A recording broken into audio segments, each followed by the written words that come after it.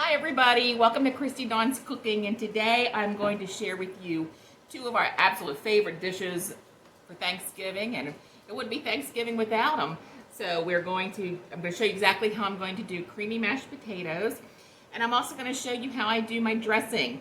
It is dressing, it's not stuffing, and for my fellow Pennsylvanians, it's definitely not filling.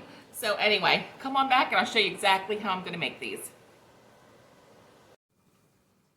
To begin the dressing, I'm going to go ahead and cut up, actually I'm going to cube some bread. Now, I had baked some bread last week and I stuck it in the freezer. If you want to learn how to do that, you can go back to the recipe and I will link it below to show you how exactly I made that.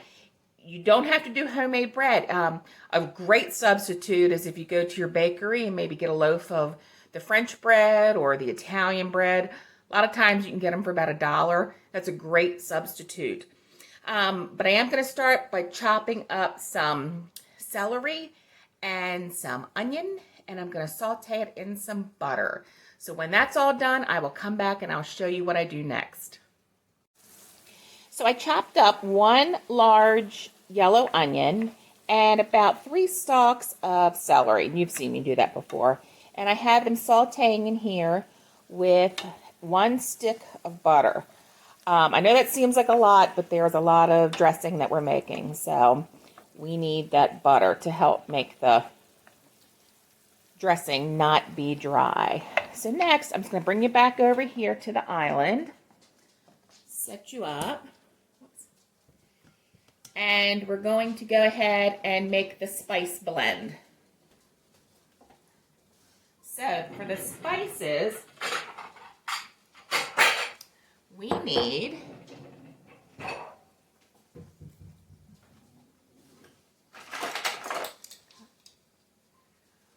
one teaspoon of salt,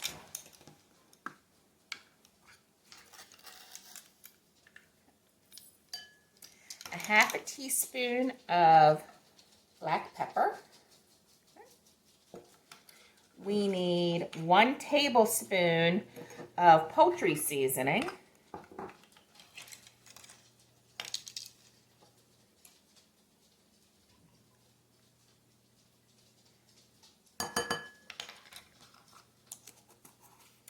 A half a teaspoon of rubbed sage. Now you want to be careful, don't do too much sage. So be careful with that. Some people don't like sage. To me, it's Thanksgiving. Okay. A half a teaspoon of garlic powder.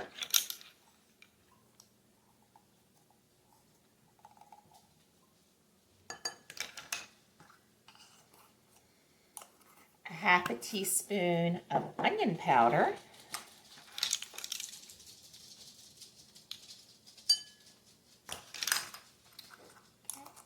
A half a tablespoon of parsley.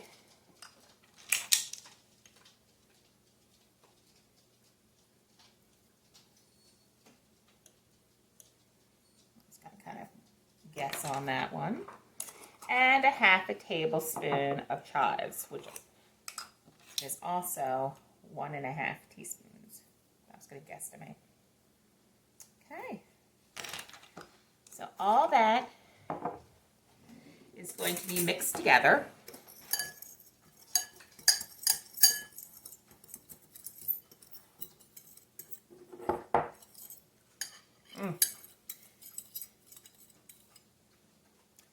And once the onions and the celery are done being sauteed and they're tender, I'm going to go ahead and add this to them. And then we'll bring everything together and I'll show you how I complete it. So the celery and onions have just finished sauteing. I'm going to go ahead and with the butter, go ahead and add those to the cubed bread. That's probably not a really good shot for you guys. Sorry, just realized that.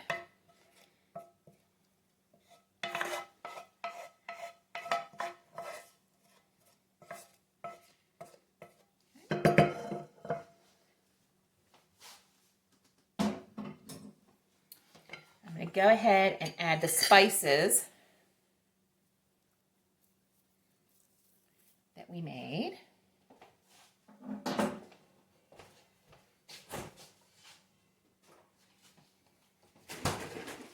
And now I'm going to add some chicken stock.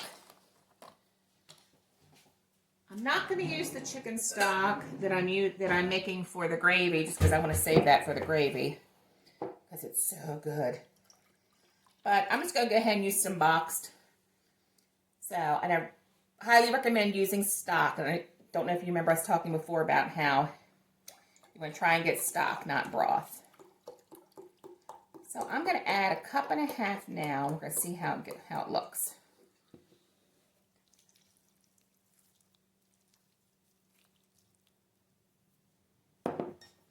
Actually, I get a spatula for this.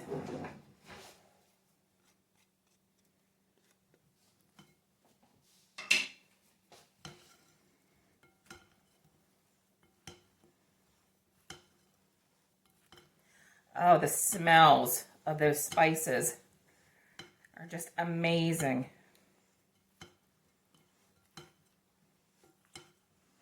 Now, these spices that I used and the amounts are from the Needy Homesteader's Thanksgiving bread. So that's basically what I did, is she puts her spices when she makes her Thanksgiving bread in before she bakes her bread, which makes total sense. But I thought I'd just try it this way. Yeah, we definitely need more stock. You can also, too, I think next year I'm going to do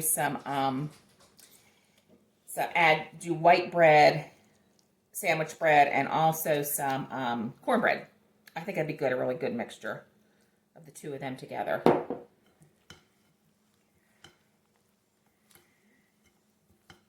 All right.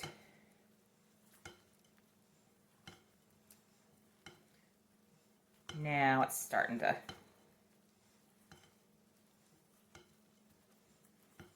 look like dressing. Okay, so that was another cup. And I think it might just need a little bit more.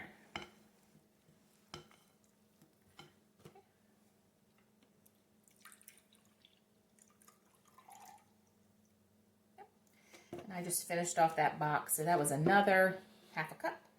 So we put in 3 cups altogether. Perfect.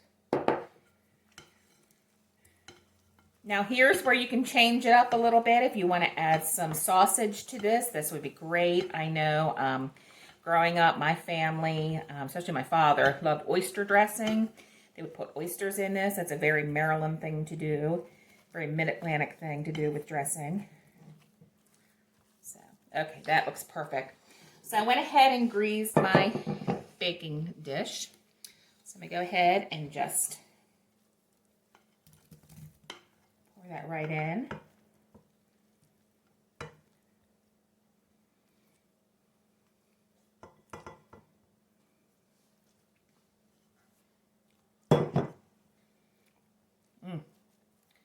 So good. Okay, and there you go. Since we used homemade bread, there truly isn't a whole need to doctor this up. The bread speaks for itself when it comes out of the oven and it's dressing. So, but play with it. Do what you like. Make it what you and your family like. So, this is going to go into a 350-degree oven. It's going to bake for about 35 to 40 minutes, and I will bring it out and show you what it looks like when it's done. For really good creamy mashed potatoes, you need 5 pounds of potatoes, and I prefer the Yukon Gold. You need a stick of butter, some milk or half and half or heavy cream, whatever you have, and some seasoned salt and seasoned pepper.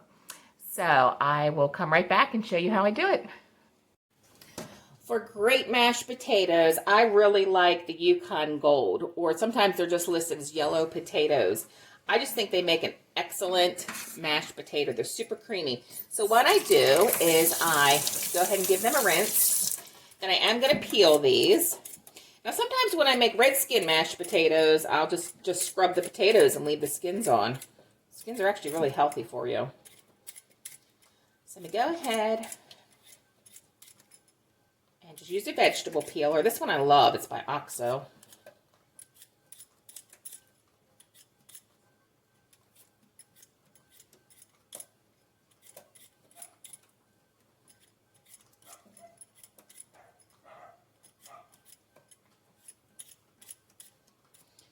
Give it a good rinse.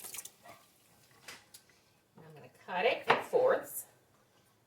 I went ahead and I did 5 pounds of potatoes, and I kept them all about the same size. I went ahead and peeled those. I filled this with cold water with 1 tablespoon of kosher salt. I want to make sure that the water is at least 1 inch above the potatoes. You never, when you're making mashed potatoes, you never want to start the water and then put the potatoes in, or you never want to start them in hot water. You always want to make sure you're beginning them in cold water, lots of salt.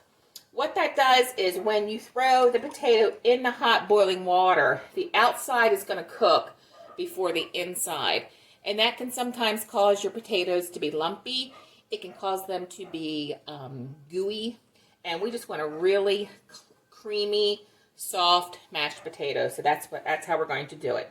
So cool water, at least 1 inch above the potatoes, and a tablespoon of salt per every 5 pounds of potatoes. Now I'll bring you back when these are done cooking on the stove. I'm going to go ahead and bring them up to a boil and let them boil until they are fork tender, and I'll show you what that looks like.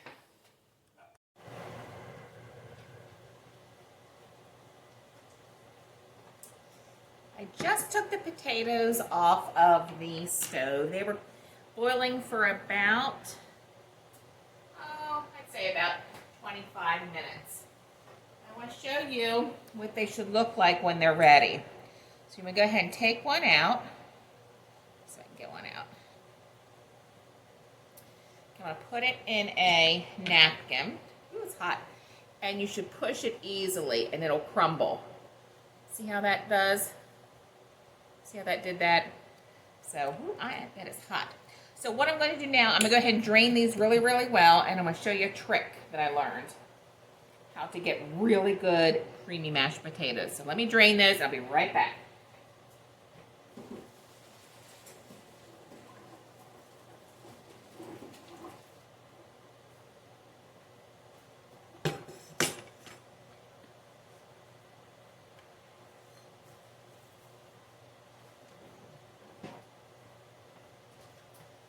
Drain them and give them a really good shake.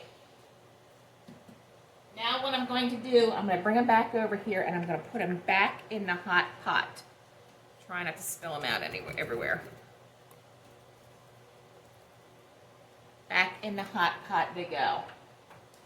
Now, they're going to sit in here. And the reason they're going to do this, why I'm doing this is, make sure it's too hot. This is going to dry them out a little bit. So I'm going to let them sit in here for a little bit, a few minutes. Like I said, we already drained them really, really well. We're going to let these dry for a few minutes, maybe about 5 minutes or so. And then when we go to put the butter and the milk and everything up, they'll absorb those really let's see, what's the word I'm looking for? They'll just do a really good job absorbing them. So I'm going to come back in about 5 minutes and I'm going to go ahead and warm up the milk. So be right back.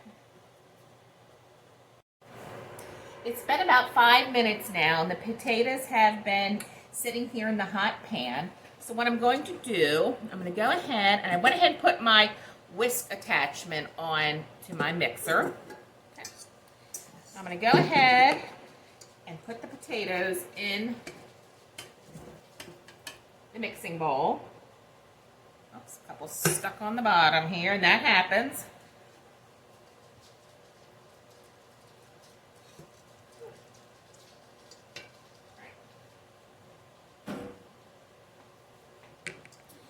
Go ahead and get these mixing.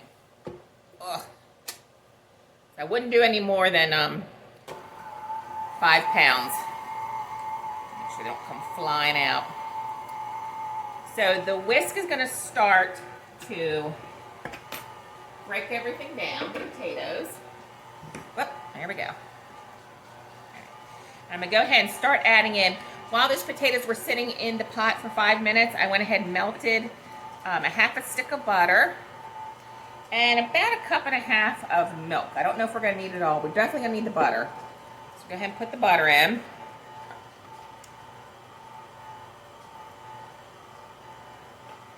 Push down the potatoes.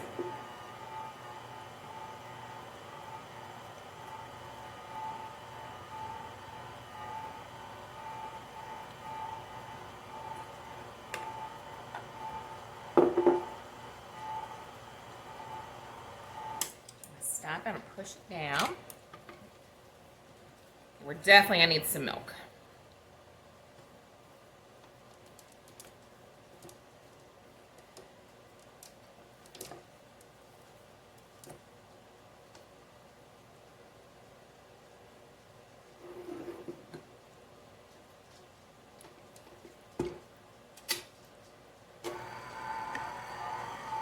Hot milk. I'm going to go ahead and start with about a half a cup. See how they do.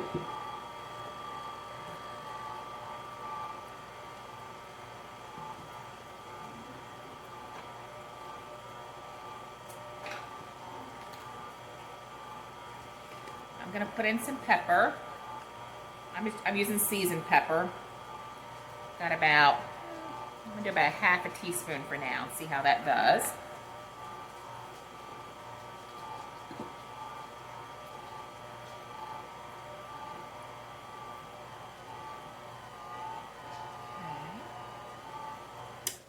Go ahead and push down the potatoes again.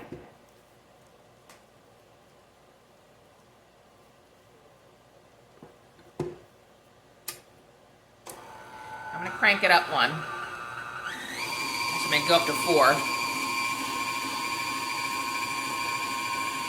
Because we want these whipped. I'll put in a little bit more milk. So I've probably put about 3/4 of a cup in all so far.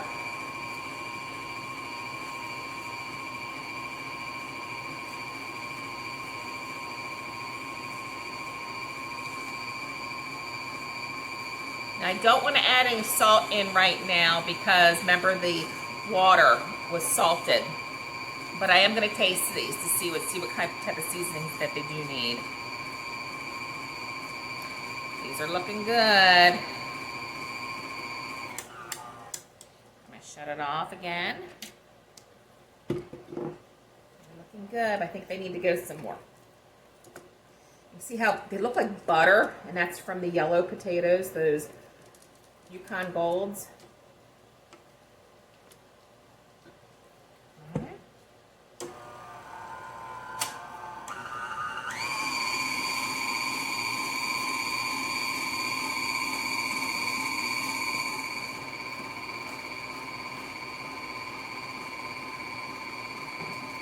I've put about a cup of butter, or a cup of milk in so far.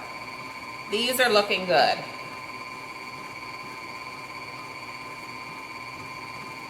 These are looking really good.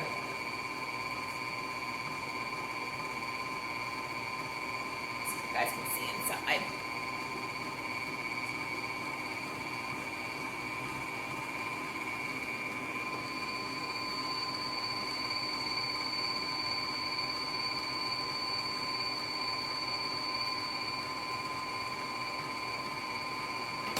Okay. I'm going to stop. I'm going to get a little taste.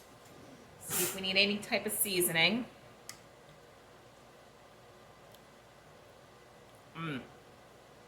It's good, but I think it does need some more milk, and I think it does need some salt.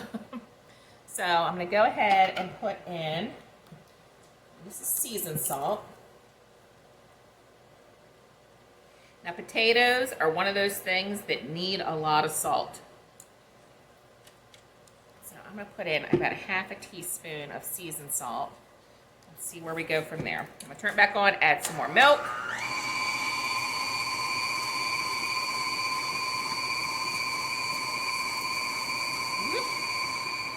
them a little bit.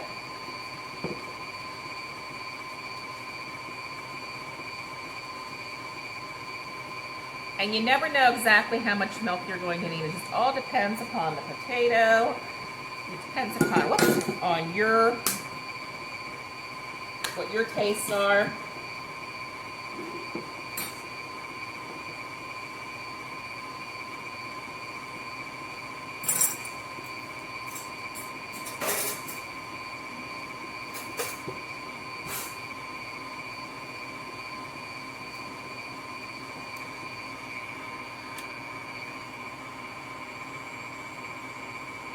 All right, let's give this a try again and sing.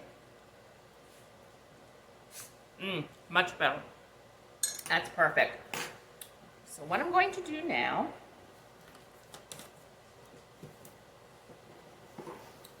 is I'm actually making these ahead. They can be served right now as is. But I am going to, let's see if that's big enough. No, that's big enough. I'll be right back. I need a bigger. Oh, here we go.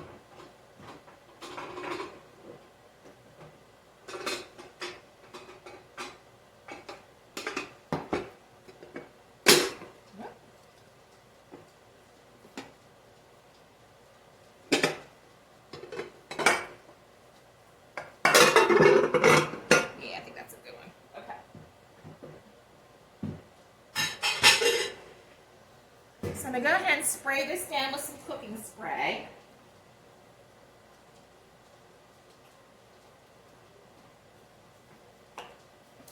I'm going to put it in this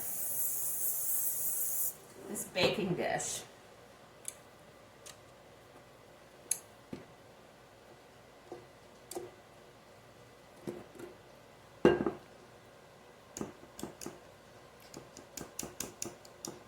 Now this can go in the freezer. It can go in your refrigerator for a couple days.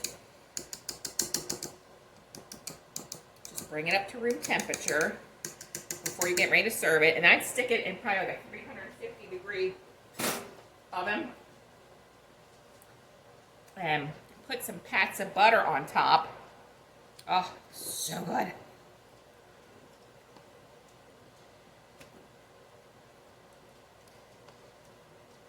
And you'll be ready to go. And this might even get, like, a couple little spots might get a little brown. That's good too. You guys can see this. Bring you over.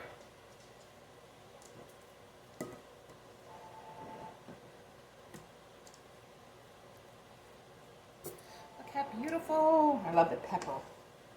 Little flecks of pepper in there.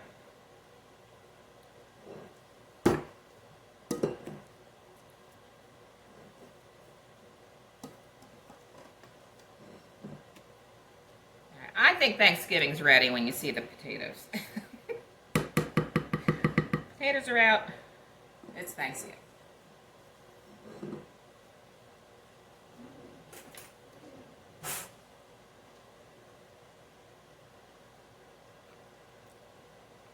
Oh my goodness, these look so good.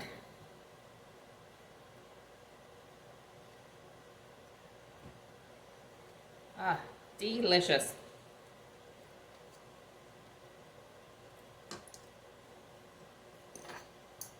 What I'm going to do now is I'm just going to go ahead and put some saran wrap on top and then put some aluminum foil over that as well to kind of protect the potatoes.